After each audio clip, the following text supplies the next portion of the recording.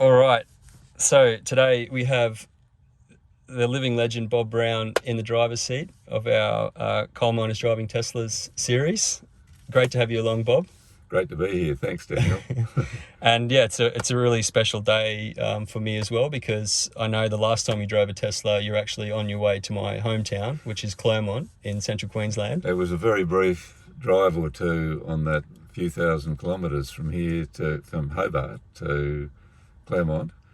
And partner Paul, drove nearly all the way. Yep. I was busy with the convoy we had going up there against the Adani coal mine. So if I'd have known you were there, I'd have dropped in. Yeah, that would have been great. But yeah, I was back in my hometown just 3 months ago, and that's when we started Coal Miners Driving Teslas. And I had a whole bunch of my schoolmates and people I grew up with who are also, some of them are coal miners, who actually drove this car. So yeah, it's incredible to now be in Tassie and have Bob Brown in the driver's seat of the very same vehicle. It's my privilege to be sitting where the coal miners and folk from Claremont were sitting. And you know, we've all had the advantages of fossil fuels in the past, but we can't do it anymore. The planet's in great trouble, Yeah. and our kids are going to inherit that. So we need to change. And it's the end of fossil fuels.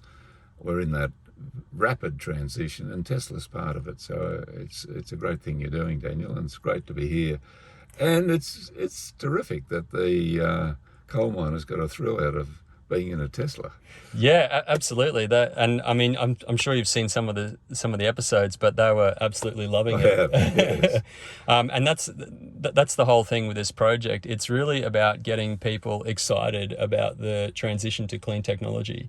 It's nothing to fear. It's something that we should all desire, because it's going to improve everyone's quality of life. It will do, and you know, the criticism from the mining industry when we went up there in Teslas, that these cars weren't environmentally sound, that you know, you couldn't recycle things, all nonsense. All nonsense. But Yeah. and it was very, very short lasting, because the world is changing and the technology's there.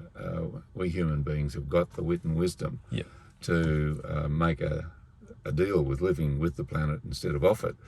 And Tesla's one of the bright spots in a pretty dark looking future. So it's great to be here. Fantastic. All right, let's not waste any more time. We'll get out there. Now, you're all set, and you have driven one of these before, so you're roughly familiar. That's in reverse now, so hard down, and you're in drive, and you can see the D there.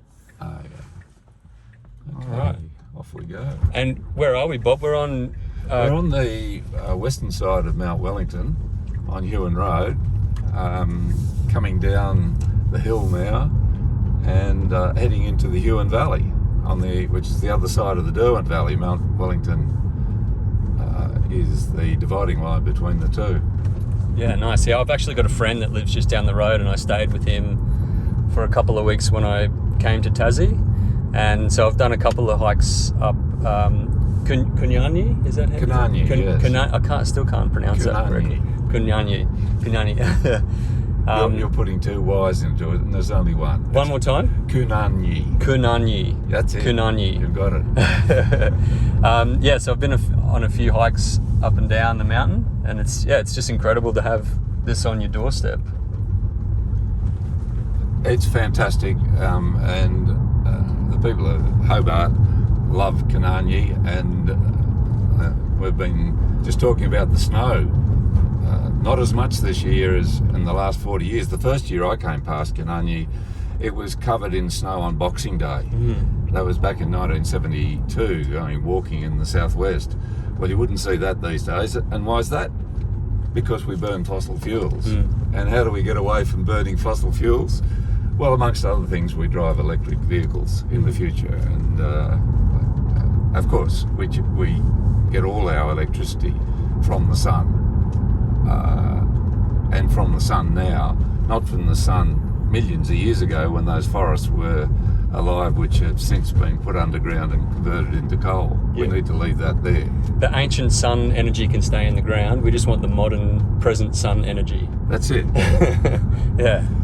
And I mean, it's all possible. We're seeing countries around the world rapidly moving towards clean technology and electric vehicles. We know that in Norway already over 70% of new vehicles sold are electric, and that petrol and diesel cars will be completely banned in Norway by 2025, which is only 4 years away, almost 3 years away. Yeah. So And Volvo's gone all electric. yeah, And the other car companies are following.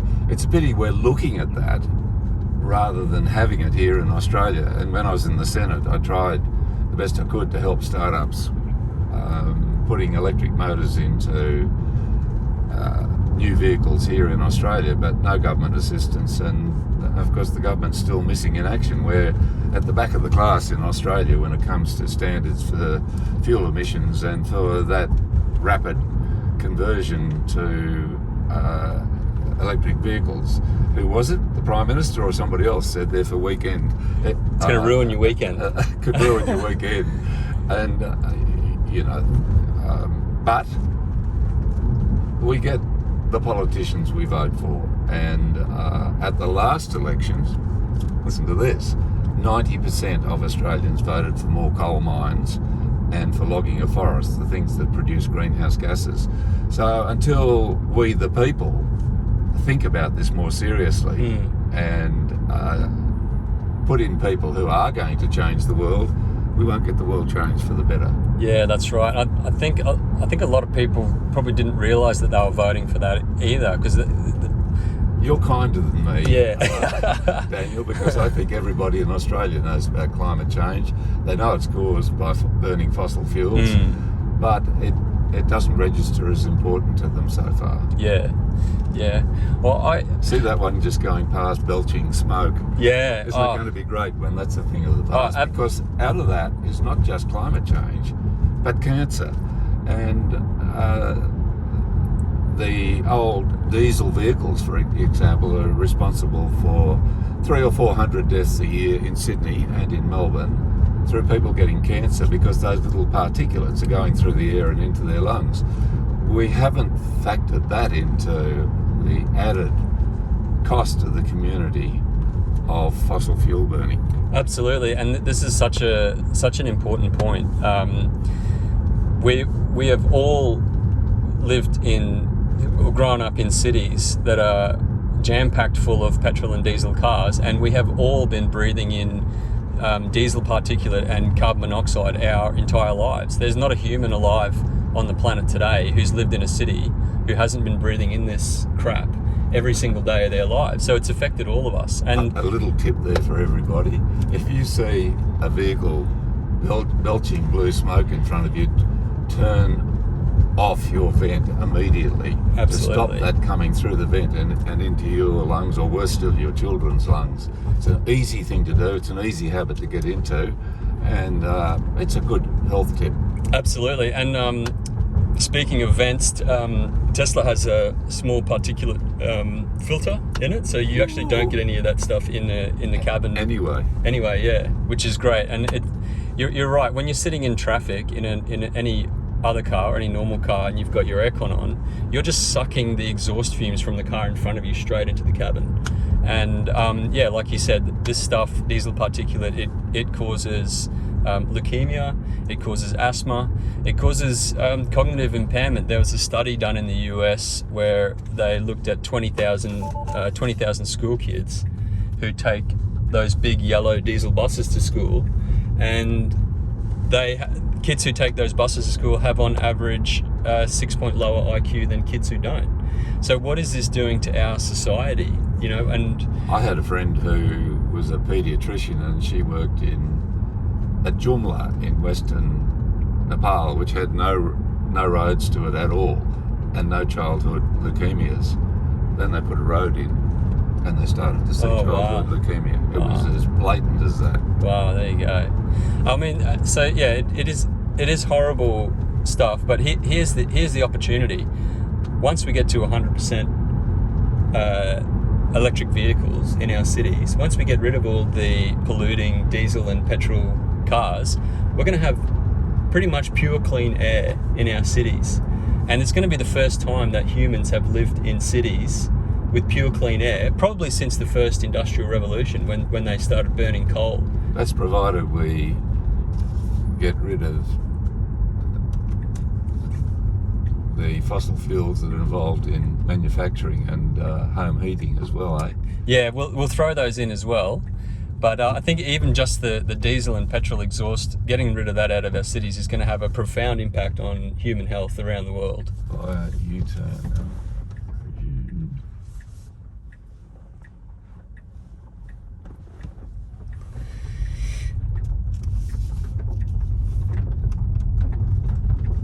How's the drive feeling so far, Bob? Oh, very easy. Yeah. It's so easy that you wonder if you're missing something. And, it's too easy. It makes you hyper attentive for no good reason. Yeah. Now, are you a bit of a speed demon, or are you more of just a cruiser? I'm more a cruiser, but you know, and I stick within the limits. I'm not keen on headlines for breaking the speed limit. No, that's all right. We don't need to break the speed limit today.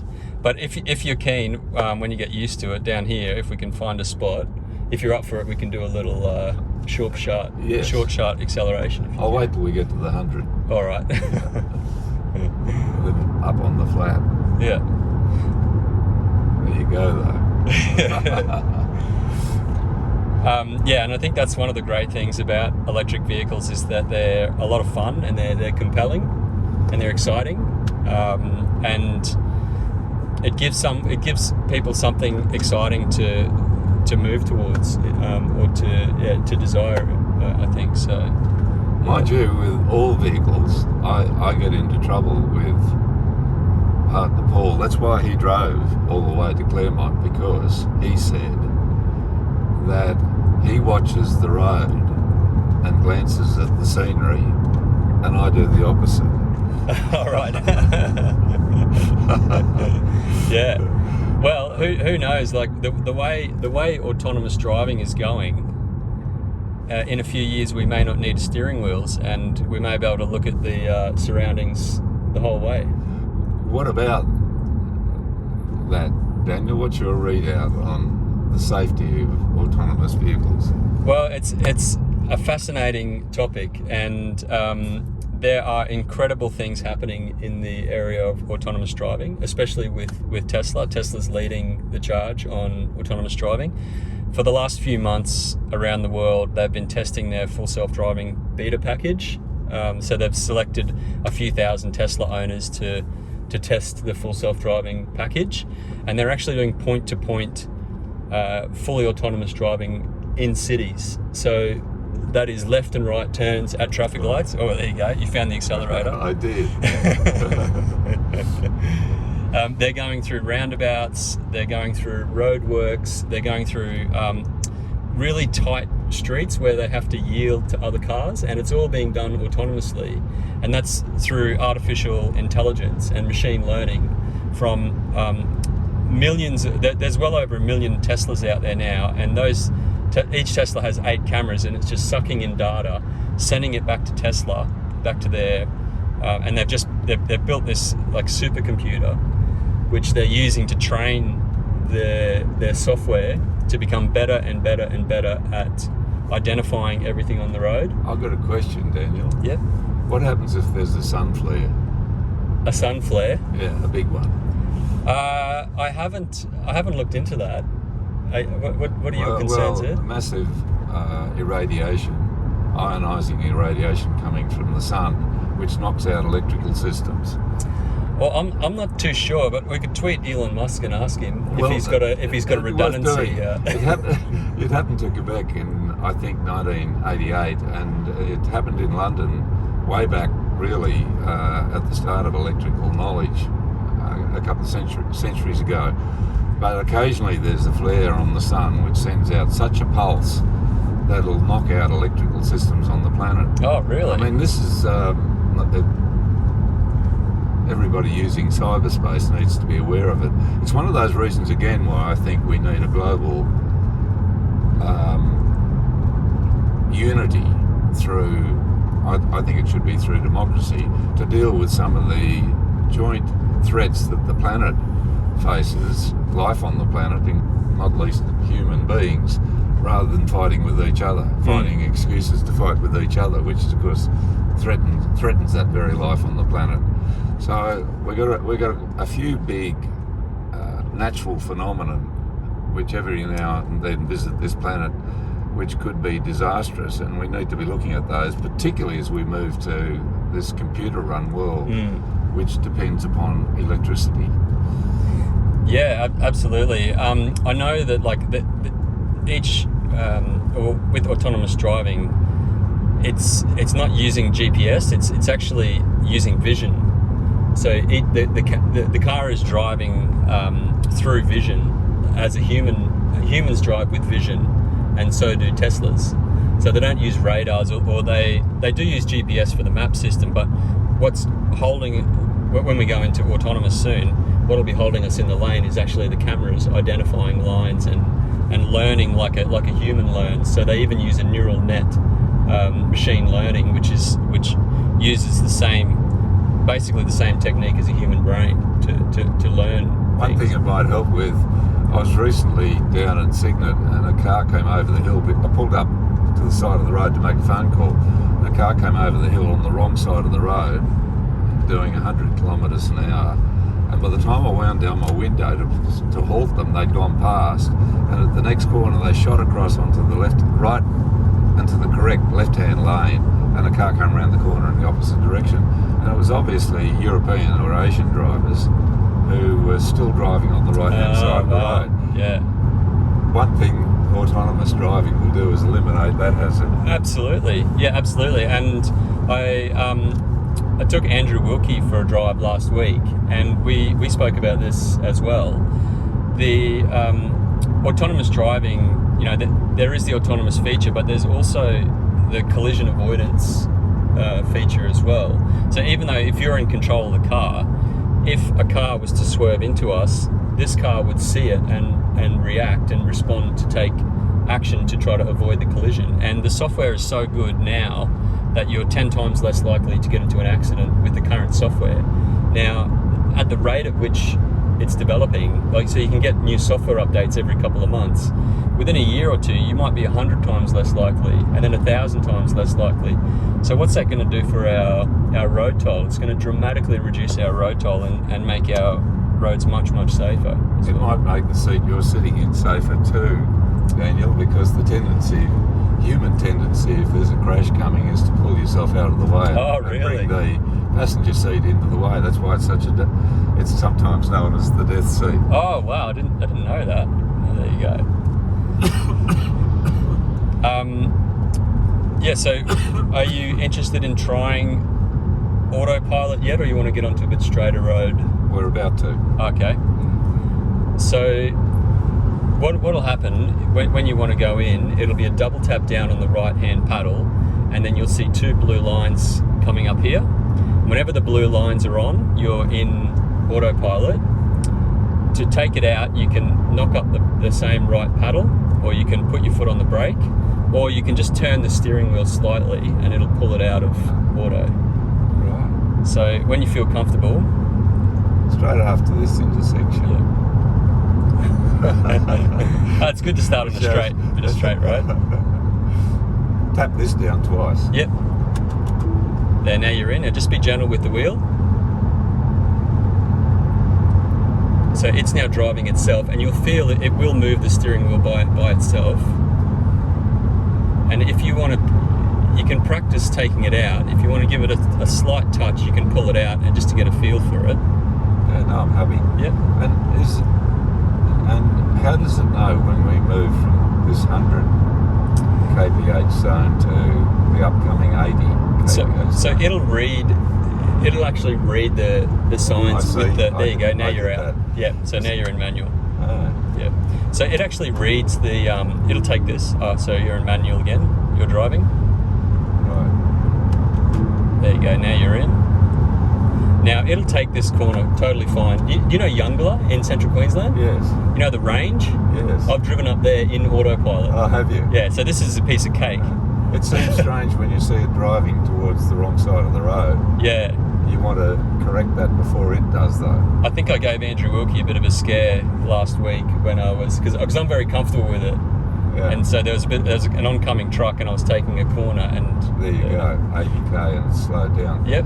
Why did it do that? So the cameras are actually reading the signs. Really? Yeah. And as I was saying before, even see the wheelie bin there, the wheelie bin just came past. So Right. when I first got the car, it wasn't identifying those. Just a side note, whenever it starts flashing, it's just asking you to touch it slightly. There you go. And that's just to let it know that you're still there. It'll take this fine. So every minute or so, see there's the sign, it'll just ask you to give it a slight touch. But yeah, so the cameras are actually reading the signs and identifying everything around it. And like a human, like a child, it learns as it goes. And how are you going, Joe? I'm having a great time back here.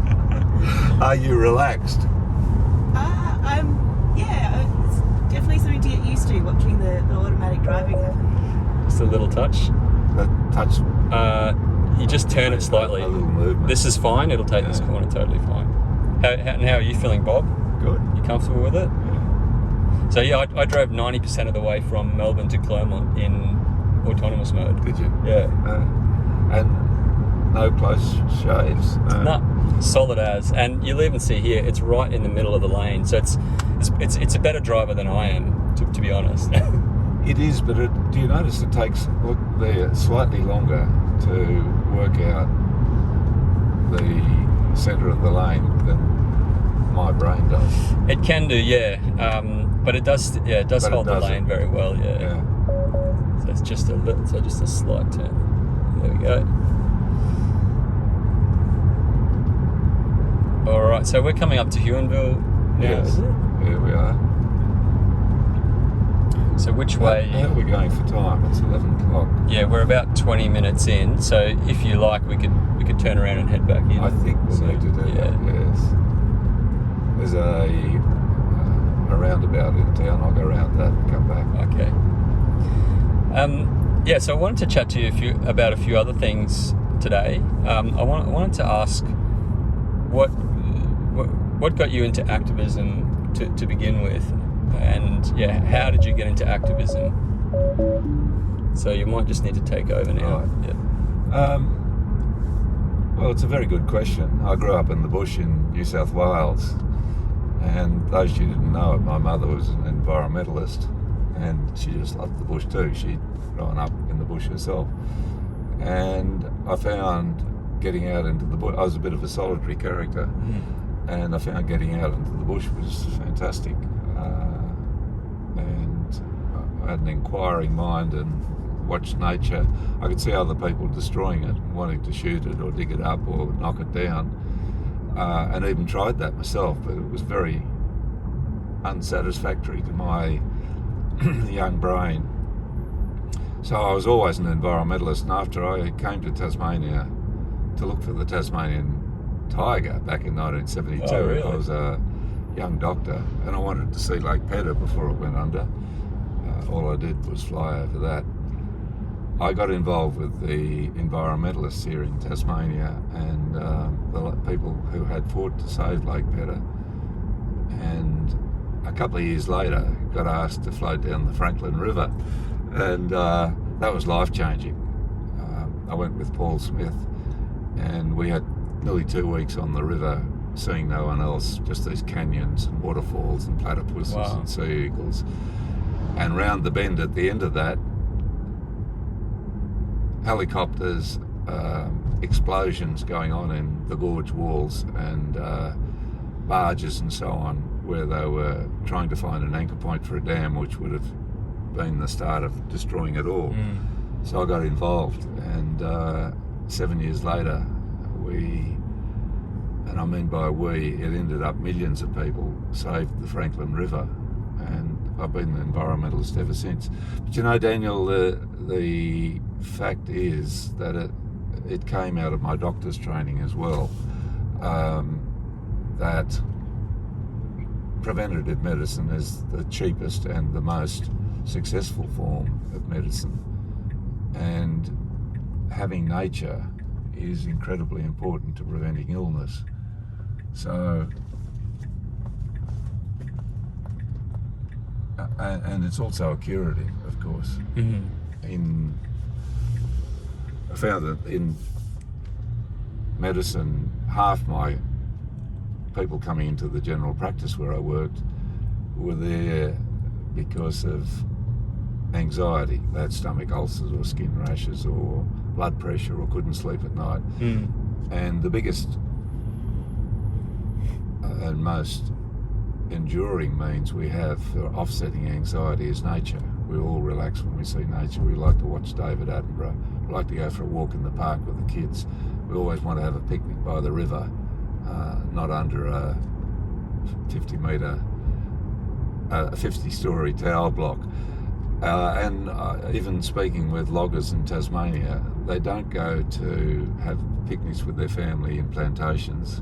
They always like to go to old growth forests and sit there. It's just part of human nature. So saving that is more important than converting it into whatever the next profit line is. And by the way, out there in those forests are a huge number of potential drugs for helping human health if we just take a human pointed view of it. And a lot of the drugs we use now for blood pressure, for stopping bleeding, a whole range of things come out of the forests. So it's just good economic and lifestyle sense to be protecting what's left of nature. Yeah, absolutely. And yeah, it is something that no matter what side of the political spectrum you're on, everybody loves nature, as you say. Whether you enjoy mountain biking in it, hiking in it, or driving a four-wheel drive, everyone is drawn to nature, to spend time in nature. And really, like the things that we do, that we desire or that we want to do in our leisure time, it's basically everything that traditional owners did during their everyday lives.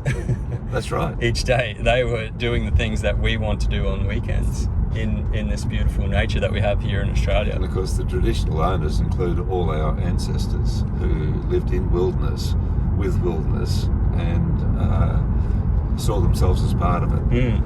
Whereas we've now got ourselves thinking that we're separate from it and we're in control of it. And both those things are misconceptions. Yeah. Now, when you're involved in some of these big campaigns to protect these different places, I'd love to get an idea of what it felt like to win when you work so hard with so many people, and you really have to be quite courageous to do a lot of these things. It must be an incredible feeling to succeed in protecting some of these places. It takes a long while. When I go back to the Franklin River country now, I still feel some trepidation about those years of fighting for it and the vilification and the nastiness that brought out in the people. And it really was the corporate sector who wanted to develop it, and were using their workers to scare them, to say, you'll all be out of a job if we don't build the Franklin Dam. There'll be mass unemployment, there'll be blackouts and brownouts, and Tasmania will be a backwater. Afterwards, when the river was saved, they admitted that their forecasts were wrong and nothing like that was going to happen at all. So, but when it came to winning, we had to go quietly. We didn't put it in the faces of those people who'd lost out. The other way around, it would have been. There would have been celebrations all over the place, and it would have been the end of the greenies. I've seen the end of the Greens and the end of the environment movement written up many times. Of course, it's not going to happen. It's simply growing because the environmental emergency that the planet faces is growing in front of us. Have you seen The Sleeping Beauty? No, I haven't. Well, that's her lying up there with her. I'll pull up just up here. face looking to the sky, Oh yeah. and her arms over her chest, and you can see the Sleeping Beauty from miles and miles down to the south. Yeah, nice. Yeah, you mentioned how There we go. the corporates. Oh yeah. Oh right, wow. So And that's those the in the face just middle. there. Yeah. Yeah, chin to the left, her eyes to the right, Oh, there you go. and then Trestle Mountain to the left is where her chest is. So this is the Huon Valley here. Yes, we're in the Huon Valley, and when we go back up over the saddle, we go. Well, we don't go into the Derwent Valley, but that range separates the Huon Valley from. That's the Wellington Range, and it separates the Huon Valley from the Derwent Valley. And Paul and I walked right along there. Oh, wow. From Salamanca Place up over the mountain and right along, and there should be a track there. It'll be a fabulous walking track. How long does that take? 4 days. 4 days. Oh, Yeah. yeah, that'd be amazing.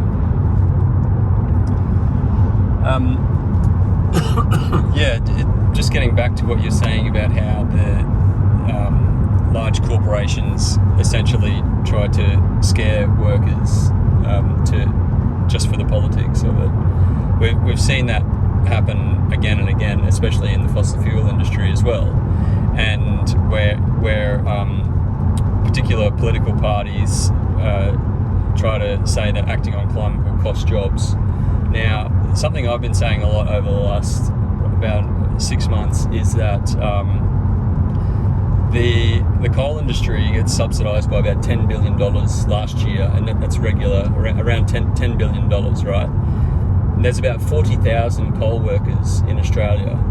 So you could pay every coal worker in the country $100,000, and that would cost $4 billion. But they're getting $10 billion in subsidies. So the amount of money that the coal industry was subsidised by last year could pay every coal miner in the country $100,000 salary for 2.5 years to not dig coal.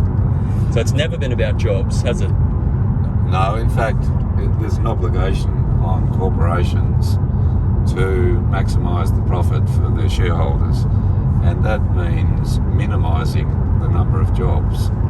That means putting as many people out of work as you can possibly get by with and run an efficient company. So the philosophy of the companies who use workers to win environmental battles is actually to get rid of jobs.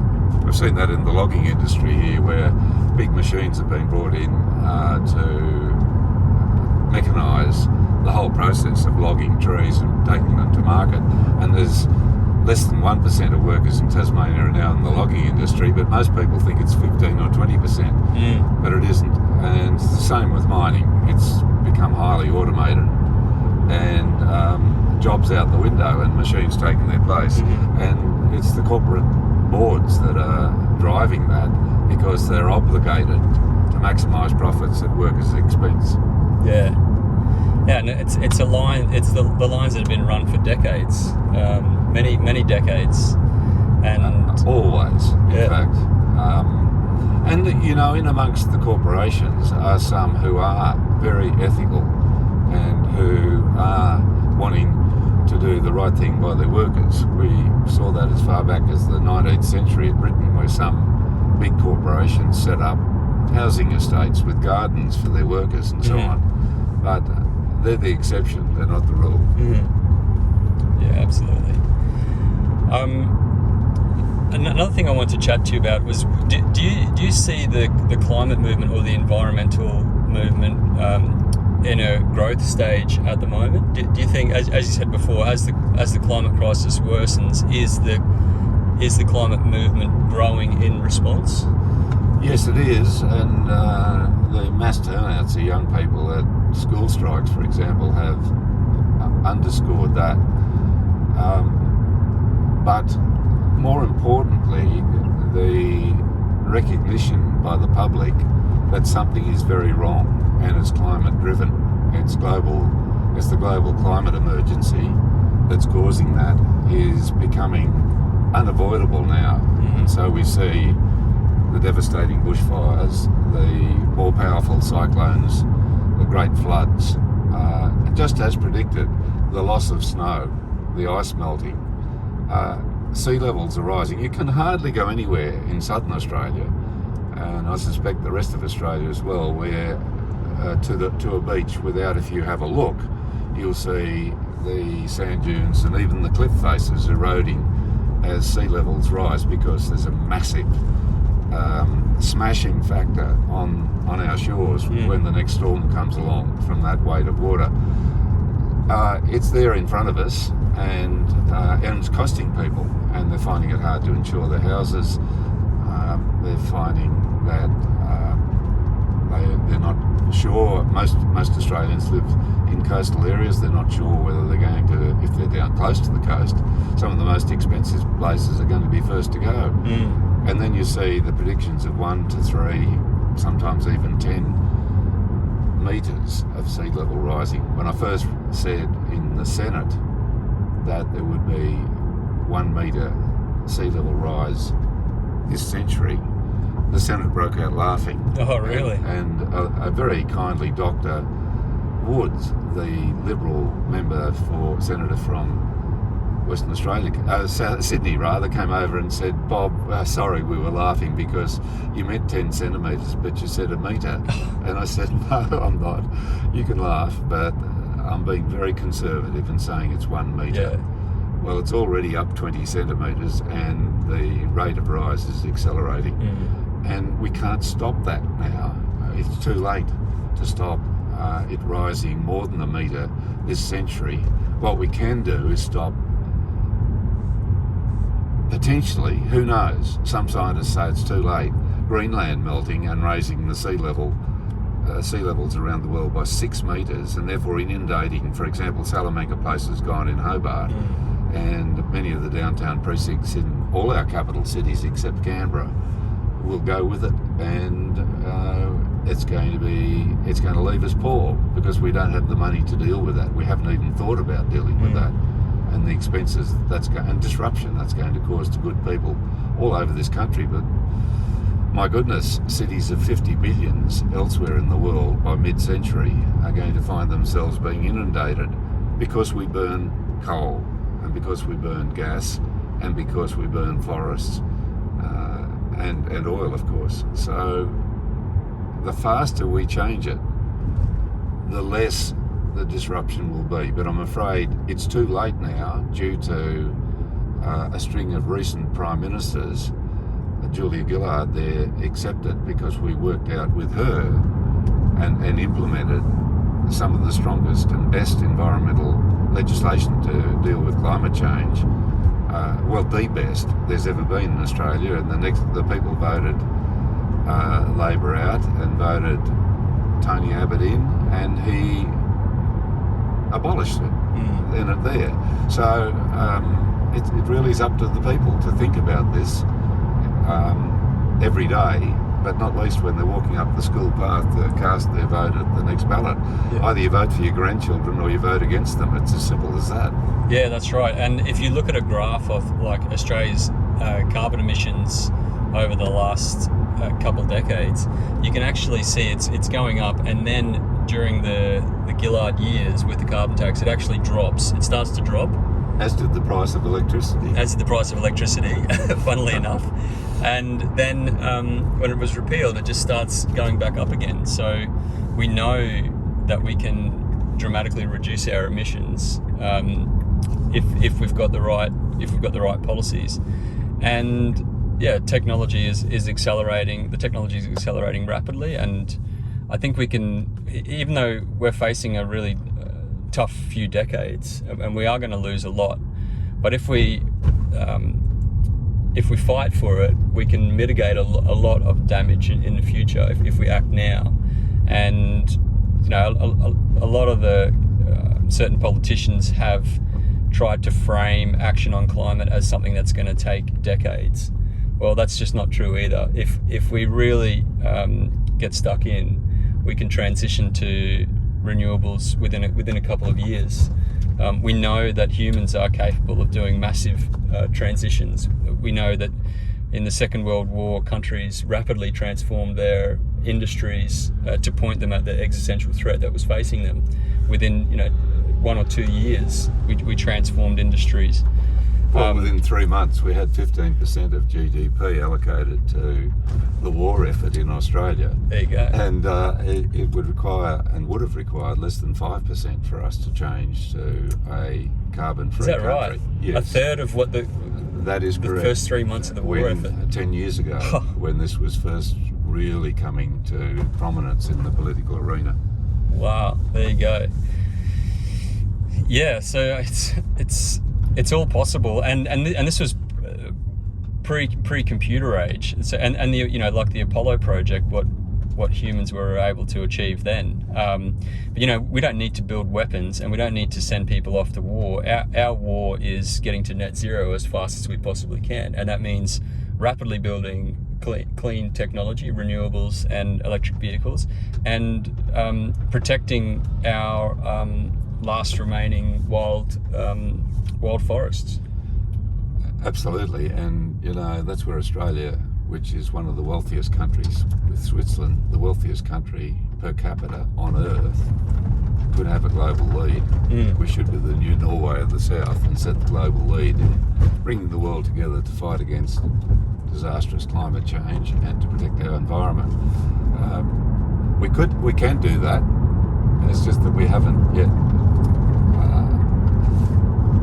worked out what a good feeling it is to be leading the world, going the right direction, instead of hanging back and just saying, no, we're just 3% of the world, why should we, world population, or less than that, why should we bother? Yeah, why should we bother taking advantage of the third industrial clean tech revolution that's going on around the world? How uninspiring is that? But you mentioned Norway, and a few years ago I was fortunate enough, it'll just tell you when it's a bit close to the line there, but you're fine. A few years ago I was fortunate enough to meet the former Prime Minister of Norway, Jens Stoltenberg. Oh, did you? Yeah. And he's the current Secretary General of NATO.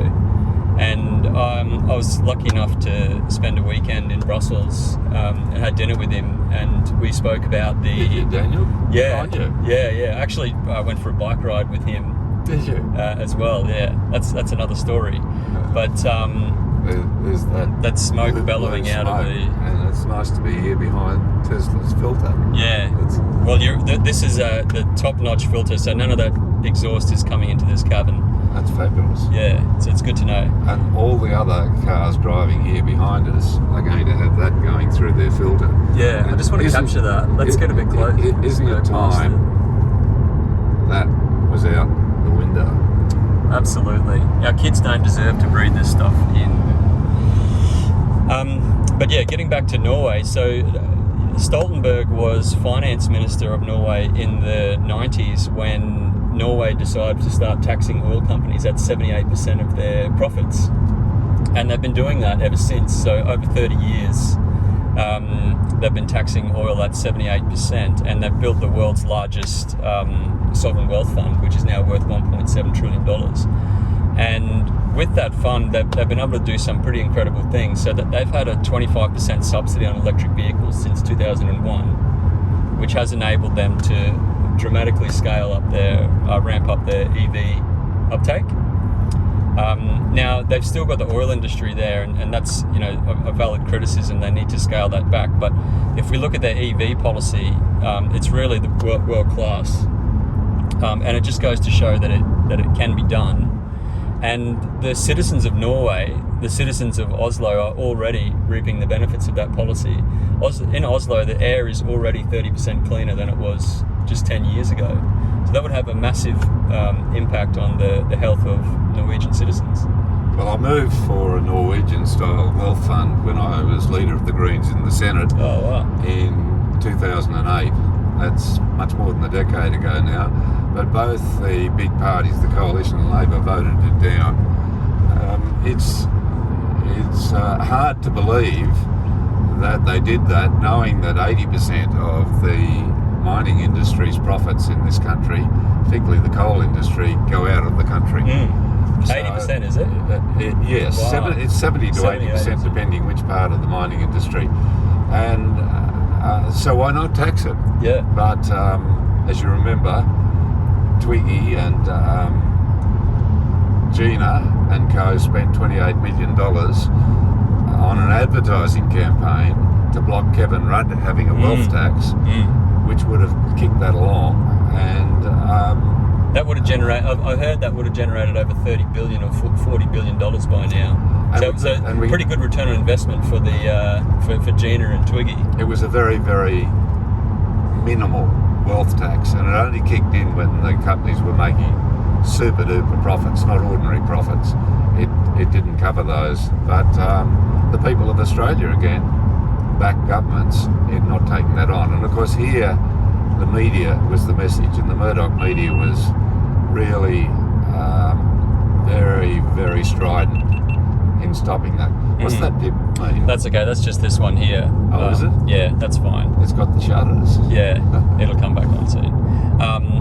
But yeah, and I also spoke to Jens Stoltenberg about this as well, and he said, it's a huge problem for resource-rich countries when resource tycoons get so much power that they can control influence and the media. And he had this, he said this thing which was quite funny. He said, we said to the oil companies, we're going to tax you at 78%. And the oil companies said, we're not coming to Norway. And then he goes, but they come. Of course. Because 22% of a lot is still a lot. Yes. So that's exactly what happened 10 years ago, is that these large mining corporations scared people off. They said that's going to decimate the industry. It wouldn't have. It didn't do it in Norway. And it wouldn't do it here. For example, they said the Franklin Dam would close down big industry, it would leave the state. It didn't. We've had more of it. It's the state's economy's gone all the better because we didn't have a $2 or $3 billion debt from that dam hanging around our necks. But it was a case of politicians being frightened by corporate heavies and the media and doing the wrong thing, failing to measure up. But now with the climate crisis, it's so in our faces now that I really think we're not quite there, but we will get to the time where any government that doesn't take real action on climate change, for example by swapping the nation to electric vehicles, is going to go out. We're not quite there yet because in this country the Murdoch media has such power and is disingenuous about the danger of climate change. I had a correspondent from The Economist magazine, a global correspondent, when I was still in the Senate, saying to me, Bob, he was visiting Hobart, I don't understand it. I read The Australian each morning with breakfast and I ended up banging my head on the desk.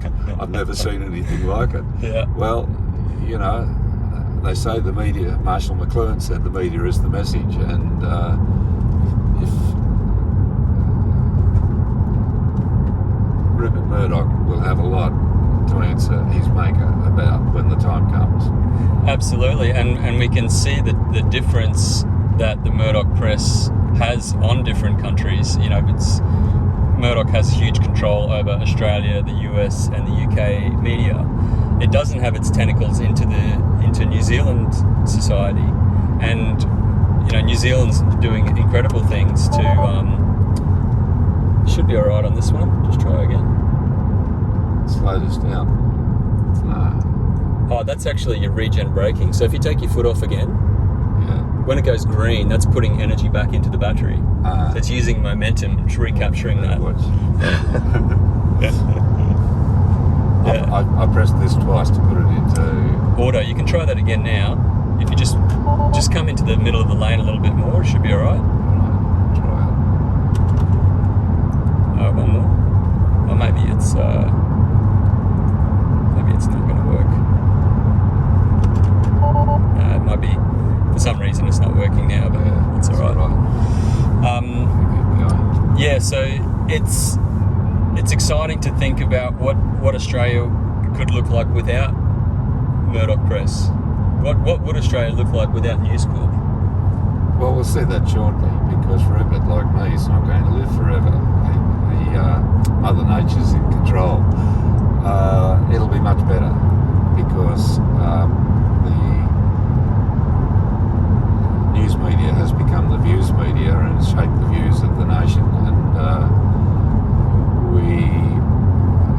it's my view that that should be very strongly controlled, as with advertising, to make sure that the information we're getting is fair and is balanced. But I've seen it in my years. The Australian Journalist Code of Ethics has been ripped up and thrown out the window, and the media more and more has become a vehicle for powerful vested interests to keep their interests. You know, Machiavelli said 600 years ago, if you want to change the world, get ready to be dropped on from a great height by those who already control it and are making money from it. And that's where we are, dealing with the vested fossil fuel and logging of forest industries means you're going to be penalised. Yeah, and you've probably had more hit jobs on you than any other Australian from the Murdoch Press. What are some of your favourites over the years? I'm sure you've been in the paper quite a bit.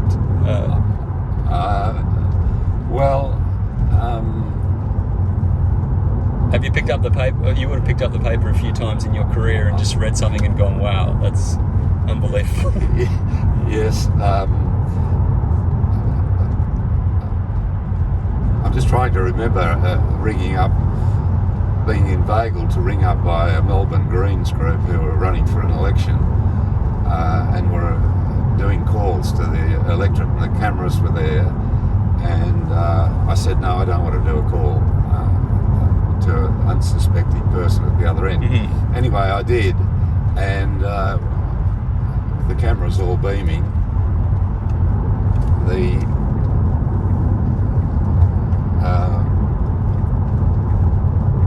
I made the call, and it went beep, beep, beep, beep. You are out of credit.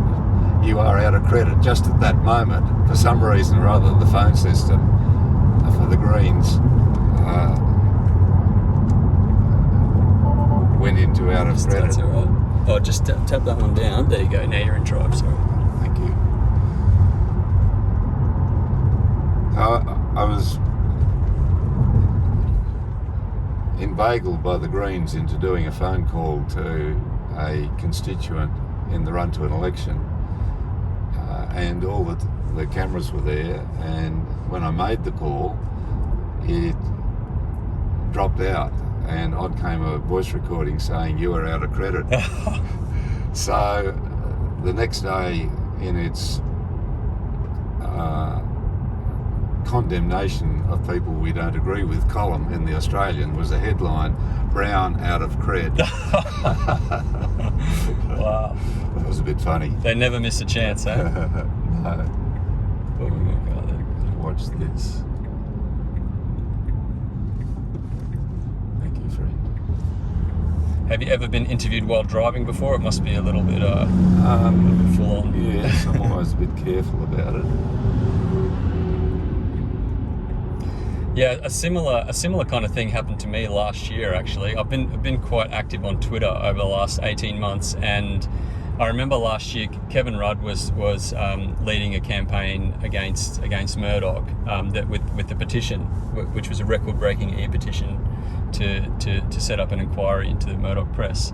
And there was an article in one of the Murdoch rags saying that, or implying that Kevin Rudd had used these bots to elevate the petition, which was just complete nonsense.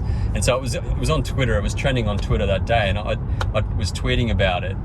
And we had this hashtag called Murdoch's petition panic trending up to number 1 on Twitter. And I had a couple of tweets in the top tweets on that trend for that day, and I had the night editor of the Courier Mail, who I've never interacted with before, tweet at me 3 times and calling me names, and then Rita really? Penny also had a crack, And then that night, strangely enough, I had about 20 text message Twitter password reset requests on my phone. About 20 of them, and they continued throughout the week. Really? Yeah. Yeah. Now, I don't know where they were coming from, but it was a coincidence that it was happening on that day. Yeah. But, yeah. They fight foul. There's no doubt about that. They fight foul and don't like it. Because I took the Murdoch media on when I was in the Senate, in the courtyard one day, and they've still got it up on their post. They've never forgotten it and don't like it. I call them the hate media, because they do indulge in hating people who disagree with them and bringing the person down. They're very strong on, as you've just outlined, taking on the person rather than the argument, because they can't necessarily win the argument. Yeah, absolutely. All right, so we're just heading back into Hobart now. And if you look down here, Dan, coming up is a red brick building on the left-hand side. This one here? No, it's down there. And on it is written McCann's Music. And it's one of the oldest, it's pre-decimal sign. Oh, That's this one it here. 5 shillings weekly for pianos and radio. And one of the things our foundation's been able to do was get that sign refurbished, because it's one of the biggest pre-decimal signs, advertising signs, left in Australia, and people love to see it. Pre-decimal? It's 1930s. Oh, wow. It's right in the middle of the Great Depression. Wow. And McCann's Music Shop is still here in Hobart. Yeah, So wow. They were very pleased about it too. Except they're still not offering pianos for 5 shillings a week. Oh, right. A little bit of inflation there, perhaps. Yes. Now, Bob Brown Foundation, you've been very active on the Tarkine campaign as well. Yes. Do you want to talk about that? We're just coming into, we've probably got another 5 minutes or so. Did you want to talk briefly about that? The Tarkine is 500,000 hectares in northwest Tasmania, west of Cradle Mountain, which has got the biggest temperate rainforest in Australia. It's as big as the Daintree tropical rainforest in North Queensland, and it's full of rare and endangered species like the giant wedge-tail eagle. In Tasmania, they're up to 3 metres across. Wow. Bigger than their mainland cousins. Tasmanian devils, a whole range of masked owls and so on. And this forest and the coastline, which is one of the richest Aboriginal heritage sites in Australia, is facing death by 1,000 cuts from mining, logging, which is export orientated. It's completely unnecessary, and off-road vehicles ripping up that coastline. The Aboriginal people have just had a win there to stop part of it being desecrated by these vehicles going through the middens and the Aboriginal sites, the ancient Aboriginal sites of the Tarkina people who lived on that coast. So it should be World Heritage, it should be National Estate, and we're campaigning to have just that, to have it protected so it'll be there for all the people yet to come. It's a marvellous place to go. Wild rivers, the world's largest freshwater crayfish is there. It's not in the Mississippi or the Amazon, it's in the Tarkine rivers. And also because it's a great hedge against climate change. That big forest shouldn't be knocked down, it should be kept. And all the carbon and greenhouse gases in it should be kept with it, with a double benefit of adding jobs. It's a job creator because the tourism industry in Tasmania based on such wild places. Yep. And if people want to get involved, what should they do? Just look up Bob Brown Foundation. Yep. Just Google that, and everything will be there, and easy to find. We're an activist organisation. We're in favour of. Just hold up to reverse here. Thank you. We're in favour of protecting the earth through action, and you know what? Being actives far better fun than being depressed. Absolutely. They say action is the best remedy for despair, something like That's that. true. Yeah. Yes. When you see what's happening in the world, you tend to get angry. Don't suppress that, or you'll get depressed. But act on it, and it'll be good. Yeah. That's why at 76, I'm enjoying life more than ever before. You're still going. Yeah. Yeah, I've been an activist for a couple of years now, and I've met so many incredible people, and I feel like my life has so much more purpose now than what I used Well, to. you're a good example, Dan, and Joe, who's here with us. And for an old codger like me, it's that's so brilliant to see bright-eyed young women and men getting onto the footpath of activism. Nothing else will save the world. And what else would you be doing but saving the world for everyone you love, for all those other creatures, and for the people we don't yet know, who are just like us, who are going to want this planet left beautiful, not marauded by a couple of generations that just let things get out of hand. Yeah. And you're helping bring it back into hand with these trips for people in this marvellous technology, because while technology is not going to solve the world's problems, the human heart will do that. Yeah. Technology coming out of our brains is the tool that will do it. It's one piece of the puzzle. Basically. It's one piece of the puzzle. Yeah. Bob, thank you so much for the drive today. You're a massive inspiration to me, and you're a massive inspiration to thousands of Australians and people around the world. And likewise, Dan. Thank you very much. Thanks so much. It's been my real pleasure. And a spring morning's drive in southern Tasmania. Beautiful. Wonderful. Thank you. Thanks very much.